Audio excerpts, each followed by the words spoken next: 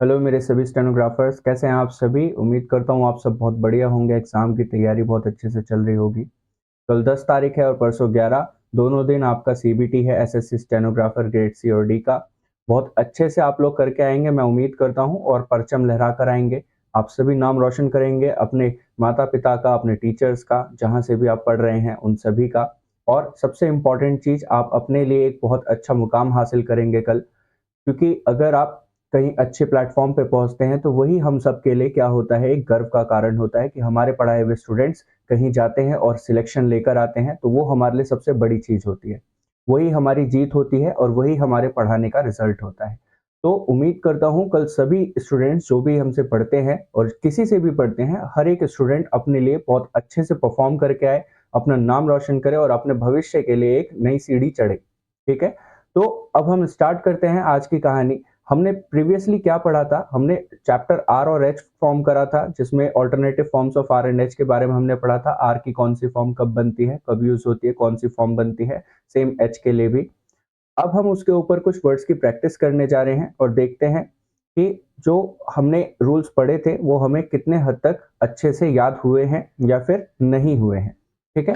तो स्टार्ट करते हैं हम फिर आज की स्टोरी, जो कि है वर्ड्स प्रैक्टिस, और इसी में हम करेंगे क्या, ग्रामलॉग्स भी। ठीक है। और उनकी हर एक फॉर्म मैं आपको बताऊंगा, चाहे वो लाइट हो या डार्क हो, सारी चीजें मैं आपको डिटेल में समझाऊंगा। आपको क्या करना है, अभी तो फिलहाल पहले आपको एग्जाम पे फोकस करना है, फिर बाद में यहाँ पर दोबारा आइएगा और इन सब चीजों को अच्छे से पढ़िए। ठीक है।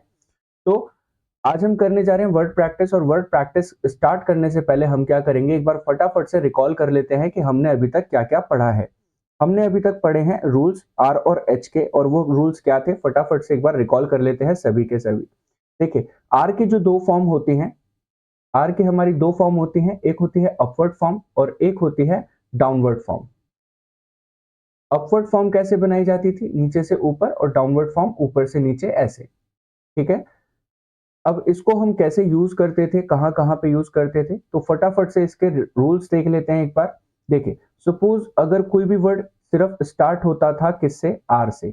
अगर वर्ड सिर्फ आर से स्टार्ट होता था तो हम इसकी कौन सी फॉर्म बनाते थे, हम इसकी फॉर्म बनाते थे अपवर्ड। ठीक है। और यहीं पे अगर वर्ड स्टार्ट होता था वॉवल के साथ, अगर वर्ड वॉवल से स्टार्ट होता था फिर उसके बाद में आर आता है, तो हम यहाँ पे आर की कौन सी फॉर्म यूज करते हैं, तो हम आर की फॉर्म यूज करते हैं डाउनवर्ड। यहां तक सभी को याद होगा। नेक्स्ट, फिर अगर वर्ड एंड होता है आर पे, अगर वर्ड खत्म हो गया आर पे, आर के बाद कुछ भी नहीं आ रहा, ना कोई साउंड है ना कोई कॉन्सोनेंट, तो हम यहाँ पे क्या यूज करते हैं, डाउनवर्ड फॉर्म यूज करते हैं। और सेम अगर वर्ड एंड हो रहा है आर के बाद एक वॉवल साउंड के साथ, आर के बाद एक वॉवल साउंड के साथ, तो इस आर को कैसे यूज करते हैं, हम इसे यूज करते हैं अपवर्ड फॉर्म में। यहां तक सभी को अच्छे से याद होगा। फिर नेक्स्ट, कुछ फिक्स रूल थे जहां पे आर हमेशा एक फिक्स आउटलाइन से बनता है, अपवर्ड या डाउनवर्ड, चाहे आर के साथ कोई वॉवल साउंड आए या फिर ना आए। जैसे कि हमारे पास एक कॉन्सोनेंट है एम, एम के साथ, एम के बिफोर साइड पे अगर कभी भी आर आएगा तो ये आर हमेशा डाउनवर्ड फॉर्म में बनेगा, ये चीज फिक्स है। चाहे आर के पहले बाद में कहीं पे भी कोई वॉवल साउंड आए या फिर ना आए, अगर एम के जस्ट बिफोर साइड पे आर है तो हम हमेशा कौन सी फॉर्म यूज करेंगे, डाउनवर्ड फॉर्म यूज करेंगे। फिर हमारे पास कुछ कॉन्सोनेंट्स थे, टी, डी, टे, जे और एथ, थ वाला लाइट। इनमें से किसी के भी पहले अगर आर आता है तो ये जो आर है ये हमेशा अपवर्ड फॉर्म में बनता है, चाहे आर के पहले कोई वॉवल साउंड आए या फिर ना आए। यहां तक सभी को क्लियर है, बहुत बढ़िया। फिर हमारे पास कुछ अपवर्ड स्ट्रेट कॉन्सोनेंट्स हुआ करते हैं। Upward straight consonant, S T R का मतलब स्ट्रेट, सी ओ एन एस का मतलब कॉन्सोनेंट्स। कौन कौन से होते हैं, एक तो वे होता है, ये होता है, आर होता है और एच होता है। यहां तक सभी को याद है। फिर इन चारों में से अगर किसी के बाद भी अगर आर आता है तो ये आर भी अपवर्ड बनाया जाएगा, चाहे आर के बाद कोई वॉवल साउंड हो या फिर ना हो। यहां तक क्लियर है। फिर एक रूल था, अगर किसी भी दो कॉन्सोनेंट के बीच में आर है, ये हो गया कॉन्सोनेंट और कॉन्सोनेंट, इनके बीच में आर है तो ये आर भी अपवर्ड बनेगा हमेशा। यहां तक क्लियर है। फिर था हमारा एक एच। ठीक है। एच भी हमारा दो फॉर्म से बनता है, एक तो अपवर्ड और एक डाउनवर्ड। है ना। अब इनमें से कैसे फॉर्म यूज करते हैं, जब भी H अकेला साउंड करता है, व्हेन H साउंड्स अलोन, ठीक है, जब H अकेला साउंड करता है तो हम इसको डाउनवर्ड फॉर्म में यूज करते हैं, ठीक है, तो भी हम इसको डाउनवर्ड फॉर्म में यूज करते हैं। और अगर H के या फिर गे कॉन्सोनेंट से जस्ट बिफोर साइड पे आता है कभी भी, तो भी ये डाउनवर्ड यूज होता है, ठीक है, डाउनवर्ड H यूज होता है, यानी कि ये वाला, ठीक है। यहाँ पे हम बात कर रहे हैं जब H अकेला साउंड करता है तब डाउनवर्ड होता है, और K और गे कॉन्सोनेंट से पहले आता है तो भी डाउनवर्ड यूज होता है। बाकी हर एक केसेस में, या फिर हम कह सकते हैं with all other consonants, with other consonants हम क्या यूज करते हैं, अपवर्ड H को यूज करते हैं। यहां तक क्लियर है। चलिए अब स्टार्ट करते हैं वर्ड्स। हमने फटाफट से रिकॉल कर लिया जो जो रूल्स हमने लास्ट क्लास में पढ़े थे, अब इस पे बनाते हैं वर्ड्स। अब देखिए पहला वर्ड है हमारा आर्म। याद कीजिए जब वर्ड स्टार्ट होता है आर से तो हम क्या बनाते हैं, अपवर्ड। लेकिन अगर वर्ड स्टार्ट होता है वॉवल साउंड से तो फिर हम कौन सी फॉर्म बनाते हैं, तो फिर हम बनाते हैं डाउनवर्ड फॉर्म। अब जैसे ये वर्ड है आर्म, ये वर्ड है आर्म, अब ये वर्ड किस चीज से स्टार्ट हो रहा है, ये वॉवल साउंड से स्टार्ट हो रहा है, तो हम यहाँ कौन सी फॉर्म बनाएंगे, डाउनवर्ड आर की फॉर्म। तो यहाँ पे हमने डाउनवर्ड आर बनाया, एम बनाया, ये हो गया आर और एम। अब वॉवल किस प्लेस का है, फर्स्ट प्लेस का, इसलिए हमने इसे कहाँ बनाया, अबव द लाइन। अब वॉवल का साइन क्या है, आ का वॉवल साउंड है तो इसके लिए क्या साइन बनता है, डार्क डॉट। अब ये कहाँ लगेगा, फर्स्ट प्लेस ऑफ आर, और कहाँ, बिफोर साइड, तो ये हो गया आर्म। यहां तक क्लियर है। फिर नेक्स्ट है एरोमा। एरोमा में अब वर्ड वॉवल से स्टार्टेड है तो भी क्या बनेगा, डाउनवर्ड, सेम आउटलाइन। अब यहाँ पे ए का साउंड है ए, तो light dot of first place, R के बाद ओ का sound second place of dark dash, ये हो जाएगा एरोमा। एम के बाद आ का साउंड है, यहाँ पे डॉट लगा देंगे। नेक्स्ट वर्ड है आर्केड। देखिए आर्केड, अब इस वर्ड में हम क्या करेंगे, इस वर्ड में भी डाउनवर्ड आर बनेगा क्योंकि वर्ड किससे स्टार्टेड है, वॉवल से स्टार्टेड है। तो यहाँ पे क्या करेंगे, डाउनवर्ड आर बनाया, के बनाया और डी बनाया। अब आर से पहले आ का साउंड है, ये हो गया आर।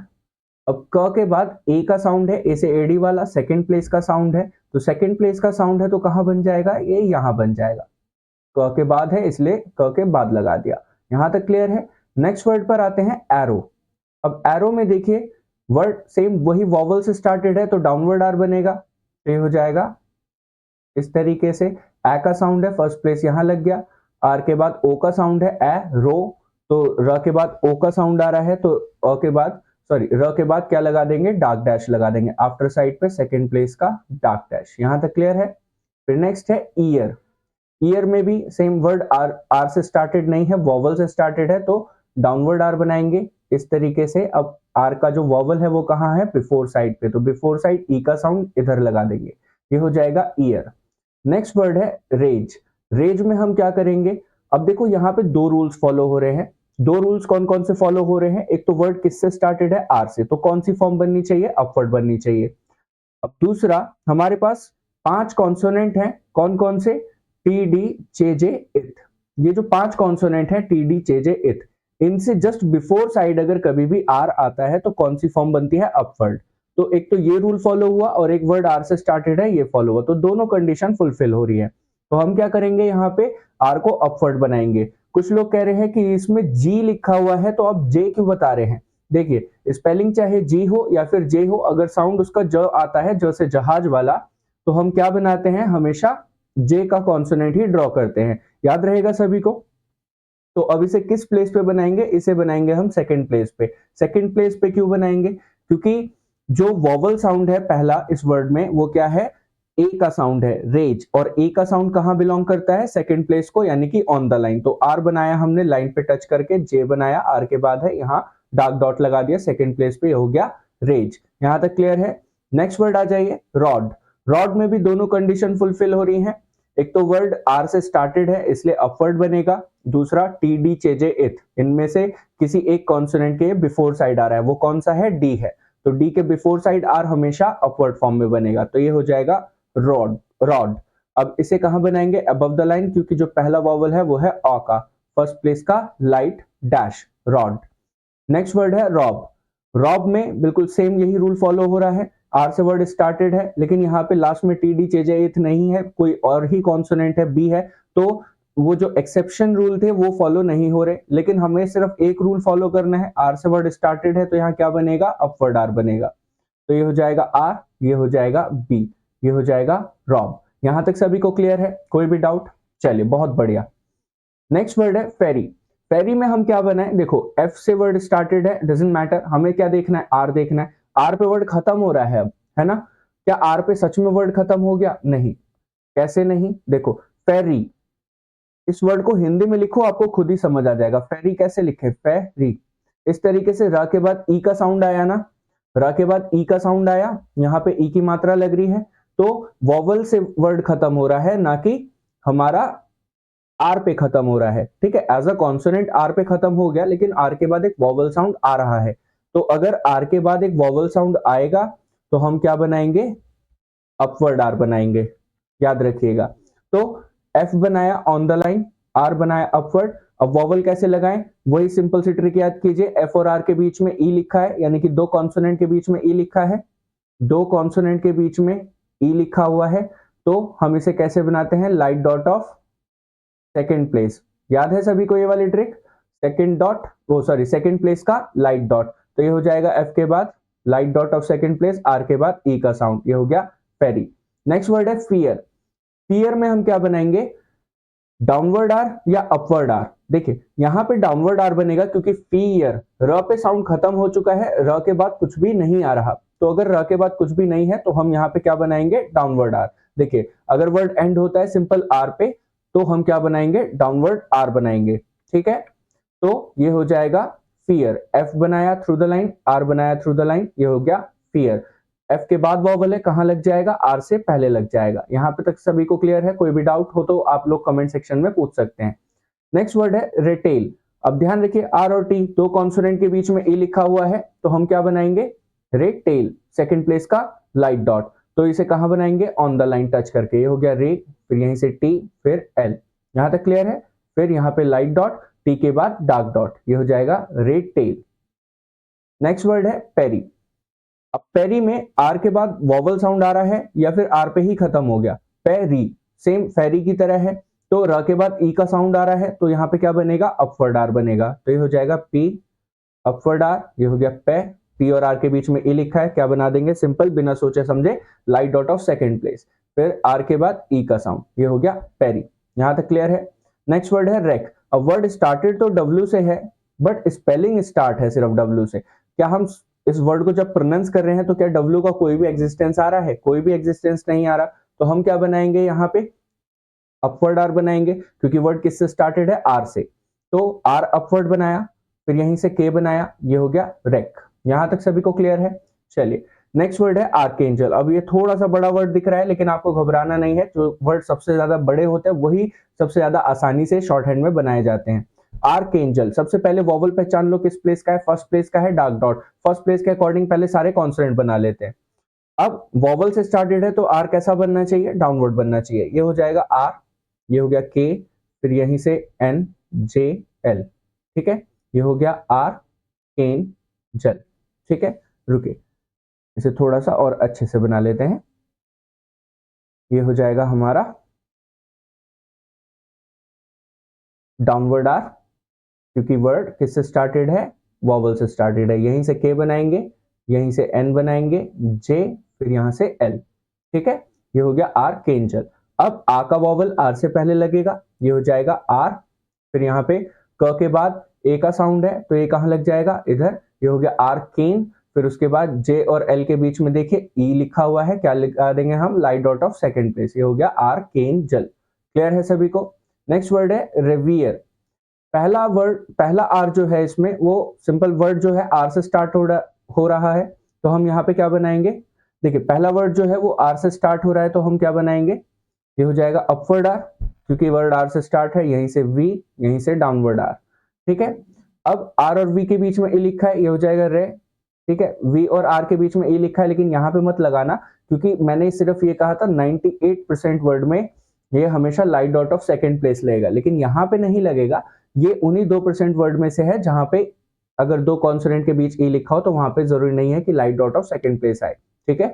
तो ऐसे वर्ड्स बहुत ही कम आते हैं लेकिन होते हैं, तो आपको ये थोड़ा सा ध्यान रखना है अपनी प्रोनाउंसिएशन पे। आर और वी सिंपल रेव प्रोनाउंस हो रहे हैं, रेवियर, ठीक है। तो लेकिन वी ई आर ई क्या प्रोनाउंस हो रहा है, वियर, तो यहाँ पे ई का साउंड आ रहा है, ठीक है। तो थोड़ा सा आपको ध्यान रखना पड़ेगा। देखिए ट्रिक्स हमेशा काम नहीं करती, तो उस पर हमें थोड़ा सा अपना लॉजिक भी लगाना पड़ता है, लेकिन मोस्ट ऑफ द टाइम आपकी ये ट्रिक हमेशा काम करेगी। 98% वर्ड में काम करेगी। जो चीज मैंने आपसे कही है ये चीज गलत कभी भी नहीं होगी, ध्यान रखिएगा, ठीक है। बस इन वर्ड्स का कुछ कुछ ध्यान रखना है आपको, जहां पे भी आ जाए तो थोड़ा सा वहां पे प्रोनाउंस करके देखिएगा, ठीक है। रेवियर। नेक्स्ट वर्ड है रोच। रोच में जो साउंड है वो किस प्लेस का है, सेकंड प्लेस का। अब कंसेप्ट पे आते हैं, जो हमारा है आर। आर यहाँ पे कौन सी फॉर्म बनेगा, वर्ड किससे स्टार्टेड है, आर से। और दूसरी चीज टी डी चे जे इथ, इनमें से किसी एक के पहले आ रहा है, हाँ बिल्कुल आ रहा है। किसके पहले आ रहा है, च कॉन्सोनेंट के पहले आ रहा है। याद है सभी को ये वाला रूल। तो आर कैसा बनाएगा, अपवर्ड बनेगा दोनों ही कंडीशन में। एक तो वर्ड आर से स्टार्टेड है, दूसरा चे से पहले है, तो ये हो जाएगा रोज। यहां तक सभी को क्लियर है। चलिए आगे बढ़ते हैं। तो हुक में के से पहले एच है, तो कौन सी फॉर्म बनेगी, डाउनवर्ड बनेगी, तो ये हो जाएगा हुक, ठीक है। एच बनाया, क बनाया, और वॉवल कहां लगा देंगे, थर्ड प्लेस का है, तो इसे शिफ्ट कर देंगे किधर, यहां, तो ये हो जाएगा हुक। नेक्स्ट वर्ड है हॉग। हॉग में क और ग से पहले हमेशा एच डाउनवर्ड बनता है, तो यहाँ पे ग से पहले आ रहा है, तो हम क्या करेंगे, ह बनाया, ग बनाया, ये हो गया हॉग। नेक्स्ट वर्ड है हीथ। अब यहाँ पे ना तो क और ग है और ना ही एच अकेला साउंड कर रहा है, यानी कि यहाँ पे डिफरेंट कॉन्सोनेंट के साथ है। तो एच की कौन सी फॉर्म बननी चाहिए, यहाँ पे बननी चाहिए अपवर्ड फॉर्म, ये हो जाएगा हीथ। क्लियर है।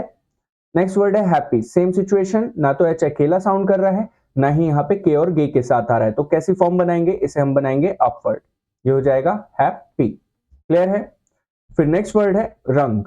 रंग में देखिए वर्ड आर से स्टार्टेड है, तो यहाँ पे अपवर्ड फॉर्म बनेगी, तो ये हो जाएगा रंग। क्लियर है।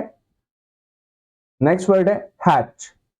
हैच में हम क्या करेंगे, यहां पे देखिए हैच, जो हमारा कॉन्सोनेंट है एच, ना तो वो अकेला साउंड कर रहा है, ना ही के और गे के साथ है, तो अपवर्ड फॉर्म, ठीक है। मोस्ट ऑफ द टाइम हम अपवर्ड फॉर्म ही यूज करते हैं, बस डाउनवर्ड फॉर्म कुछ जगह यूज करते हैं, एक तो जब अकेला हो और जब के और गे के साथ हो। नेक्स्ट वर्ड है हैवी। क्या लगाना है आप सभी को पता है, हम लगाएंगे यहाँ पे अपवर्ड एच, ये हो जाएगा हैवी, है वी। क्लियर है। नेक्स्ट वर्ड है रेवेंज। रेवेंज में हम क्या करेंगे, रेवेंज लेंगे किससे, स्टेनोग्राफी से नहीं, हम चुपचाप अपना वर्ड बनाते हैं और किसी से कोई रिवेंज नहीं लेना। रिवेंज लेना है तो अपनी किस्मत से लेंगे, कब, सिलेक्शन लेके, ठीक है। तो रिवेंज में वर्ड किससे स्टार्टेड है, आर से स्टार्टेड है, तो क्या बनेगा, अपवर्ड आर, तो ये हो गया आर, यहीं से वी, यहीं से एन और फिर जे, रेवेन जे, ठीक है। तो ये हो गया रेवेंज। अब आर और वी के बीच में ई का ई लिखा हुआ है, क्या लगा देंगे, light out of second place, revenge. Same V और एन के बीच में भी ई लिखा हुआ है, तो क्या लगा देंगे, light out of second place. मैंने आपसे कहा है कि ये ट्रिक हमेशा काम करेगी, एटलीस्ट 98% वर्ड्स में काम करेगी, और वो डेफिनेटली करेगी। बस आप एक बार वर्ड को प्रोनाउंस कर लें, ठीक है। जिन वर्ड में थोड़ा सा डिफरेंट साउंड कर रहा है उनमें प्रोनाउंस कर ले, जैसे रेवियर था, तो वहां पे थोड़ा सा अलग साउंड आया, क्या साउंड आया, ई का, क्योंकि उसके आगे भी ई लिखा हुआ था। But most of the time अगर दो कॉन्सोनेंट के बीच में आप ई देखोगे तो हमेशा ही लगभग हमेशा आपका light out of second place रहेगा, तो आपको उसके लिए ज्यादा सोचना नहीं पड़ेगा। यहां तक सभी को क्लियर है। तो ये हमारे वर्ड्स हो गए किस पे, आर और एच पे। बाकी बचे हुए वर्ड्स वो आप खुद बनाएंगे। अभी तक आपको बहुत अच्छे से रूल रिवाइज हो गए होंगे, क्योंकि हर एक वर्ड पे मैं आपको बार बार वो रूल याद दिला रहा हूं। तो नेक्स्ट वर्ड जो होंगे आपके बुक में एक्सरसाइजेस में, वो आपको खुद से प्रिपेयर करने हैं, ठीक है। फिर आगे बढ़ते हैं ग्रामलॉग्स। याद होगा पिछली जो हमारी ग्रामलॉग्स की क्लास थी, उसमें मैंने आपको बताया था ग्रामलॉग्स क्या रोल प्ले करते हैं, ठीक है, हमारी स्टेनोग्राफी में। एक बार मैं आपको फिर से वो चीज रिकॉल करा दे रहा हूं यहाँ पे, फिर उसके बाद हम डायरेक्ट ग्रामलॉग्स करेंगे। देखिए ग्रामलॉग्स जो होते हैं इनको हम आसान भाषा में एक और चीज कहते हैं, वो है short forms. Short forms.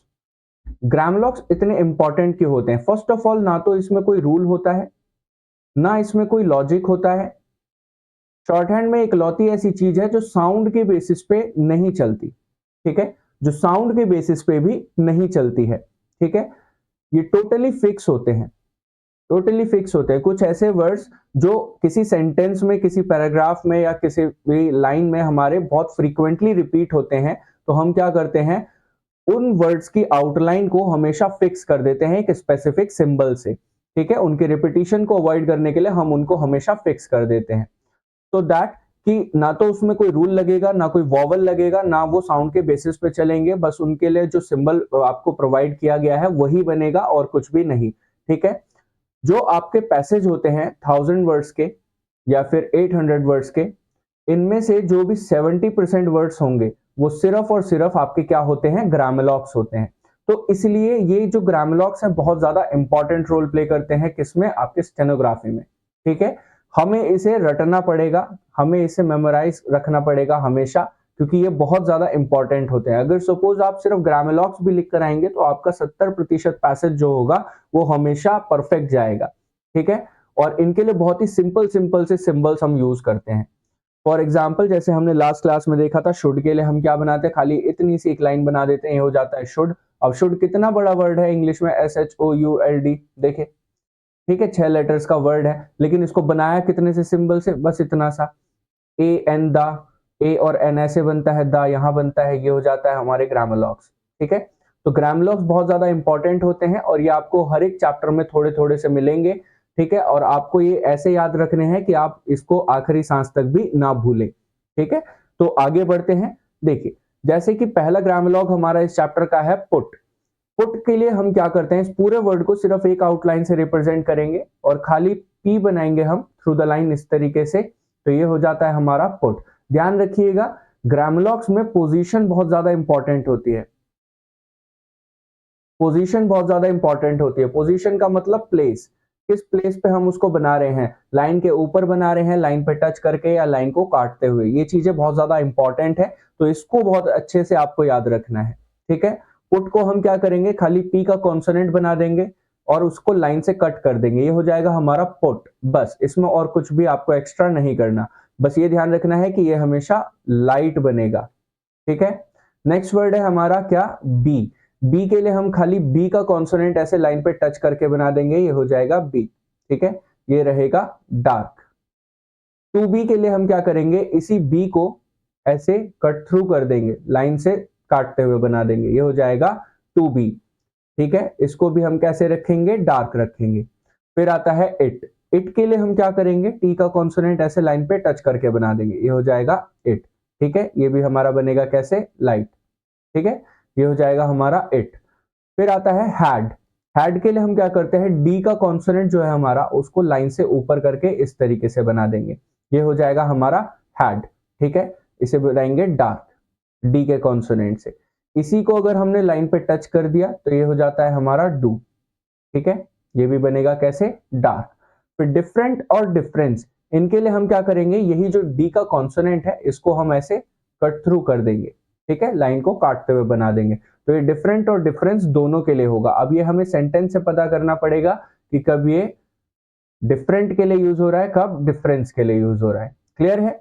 Next word है हमारा मच। मच के लिए हम क्या करेंगे, खाली चे का कॉन्सोनेंट है उसे लाइन से ऊपर बना देंगे ऐसे, तो ये हो जाएगा हमारा मच। ये कैसे बनता है, लाइट, ये बनता है चे के कॉन्सोनेंट से।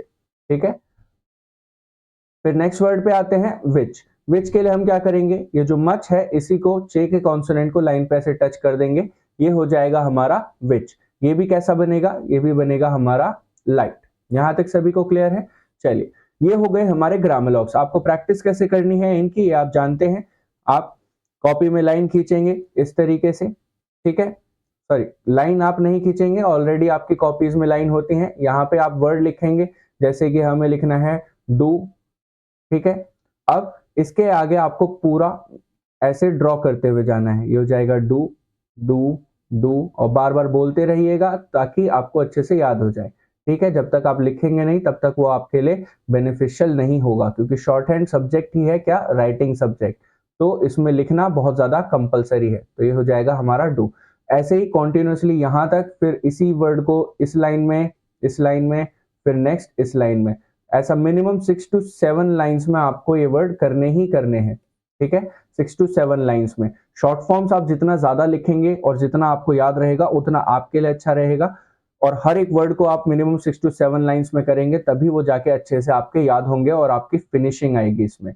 यहां तक सभी को क्लियर है। कोई भी डाउट हो तो आप लोग हमसे कभी भी पूछ सकते हैं। ठीक है, अगर आपको कोई भी इंक्वायरी करनी हो तो आप दिए गए नंबर पे क्लिक कर सकते हैं, जो स्ट्रिप पे चल रहा है। इस नंबर पे आप कभी भी हमें कॉल कर सकते हैं किसी भी चीज़ के लिए। अगर आपको इंक्वायरी लेनी हो किसी कोर्स से रिलेटेड, कंप्यूटर कोर्सेज से रिलेटेड, स्टेनोग्राफी से रिलेटेड, तो आप बेझिझक हमसे कभी भी पूछ सकते हैं, कॉल कर सकते हैं, मैसेज कर सकते हैं। ठीक है, तो मिलते हैं फिर अगले वीडियो में अगले चैप्टर के साथ। जितने भी स्टूडेंट्स कल एग्जाम देने जा रहे हैं और परसों एग्जाम देने जा रहे हैं, उन सभी को मेरी तरफ से ऑल द बेस्ट।